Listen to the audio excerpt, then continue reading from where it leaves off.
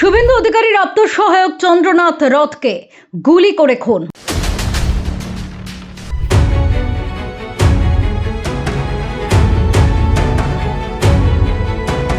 মধ্যমগ্রামে তার গাড়ি লক্ষ্য করে পরপর গুলি চালায় দুষ্কৃতীরা। শুভেন্দু অধিকারীর আত্মসহায়ক চন্দ্রনাথ রথকে গুলি করে খুন। বুধবার রাতে মধ্যমগ্রামে দোহারিয়ায় বাইকে করে এসে তার গাড়ি লক্ষ্য করে এলোপাথারি গুলি চালায় দুষ্কৃতীরা। গাড়িতে চন্দ্রনাথের সঙ্গে আরও এক যুবকও ছিলেন, তার নাম বুদ্ধদেব বেরা। তাদের দুজনকেই উদ্ধার করে স্থানীয় হাসপাতালে নিয়ে গেলে চিকিৎসকেরা চন্দ্রনাথকে মৃত বলে ঘোষণা করেন। বুদ্ধদেবকে আশঙ্কাজনক অবস্থায় কলকাতার ইএম বাইপাস সংলগ্ন একটি হাসপাতালে স্থানান্তরিত করা হয়েছে। রাত 1টার পর ঘটনাস্থলে পৌঁছন রাজ্য পুলিশের ডিজি সিদ্ধনাথ গুপ্ত। তিনি জানিয়েছেন, তদন্ত চলছে। শুভেন্দু এবং চন্দ্রনাথের স্ত্রীর সঙ্গে কথা হয়েছে ডিজি।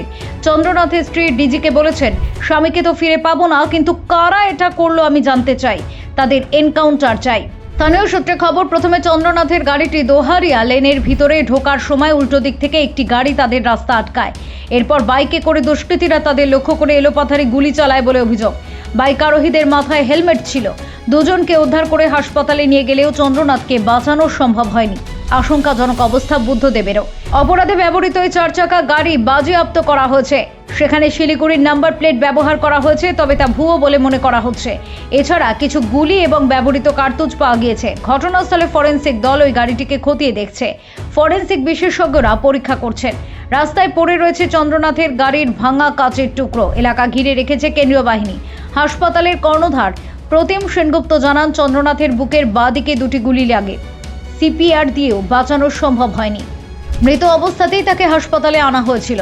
চন্দ্রনাথের সঙ্গে বুদ্ধদেবের 3টি গুলি লেগেছে, বুকের ডান দিকে, একটি পেটে এবং একটি ডান হাতে। তার জ্ঞান ছিল। প্রাথমিক চিকিৎসা করে কলকাতার হাসপাতালে তাকে স্থানান্তরিত করা হয়। তার অস্ত্রোপচার প্রয়োজন। ঘটনার খবর পেয়ে ইতিমধ্যে শুভেন্দু অধিকারী মধ্যমগ্রামের ওই হাসপাতালে পৌঁছন। শঙ্কর ঘোষ, পীযূষ কানোরিয়া, কৌস্তব বাগচি, রাজু বন্দ্যোপাধ্যায় সহ অনেকেই হাসপাতালে জড়ো হয়েছেন। বিভিন্ন জায়গা থেকে বিজেপি কর্মীরা ভিড় জমাচ্ছেন মধ্যমগ্রামের ওই হাসপাতালে। বিচারের দাবিতে দফায় দফায় উত্তেজনা ছড়িয়েছে হাসপাতাল চত্বরে। পরিস্থিতি সামাল দিতে এলাকায় কেন্দ্রীয় বাহিনী এবং র্যাফ নামানো হয়েছে। মধ্যরাতে ময়নাতদন্তের জন্য চন্দ্রনাথের মৃতদেহ নিয়ে যাওয়া হয় বারাসাত মেডিকেল কলেজ ও হাসপাতালে। রাতেই মধ্যমগ্রামের হাসপাতাল থেকে বেরিয়ে যান শুভেন্দু অধিকারী সহ বিজেপির একাধিক নেতা নেত্রী। চন্দ্রনাথকে গুলি করে খুনের ঘটনার তীব্র নিন্দা জানিয়েছে তৃণমূল। দলের তরফে এক্স হ্যান্ডেলে একটি পোস্ট করা হয়েছে। কোর্টের নজরদারিতে সিবিআই তদন্তের দাবিও জানানো হয়েছে। আদতে পূর্ব মেদিনীপুরের বাসিন্দা হলেও চন্দ্রনাথ দীর্ঘদিন উত্তর 24 পরগনার মধ্যমগ্রাম এলাকার বাসিন্দা।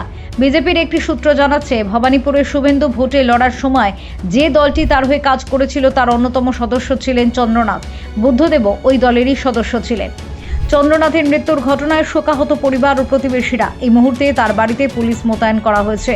চন্দ্রনাথের বাড়ি পৌঁছেছেন শুভেন্দুর ভাই দিব্যেন্দু অধিকারী। প্রতিবেশীরা জানিয়েছেন, হঠাৎ টিভিতে খবর দেখেই চন্দ্রকে গুলি করা হয়েছে। তৎক্ষণাৎ আমরা অবাক হই।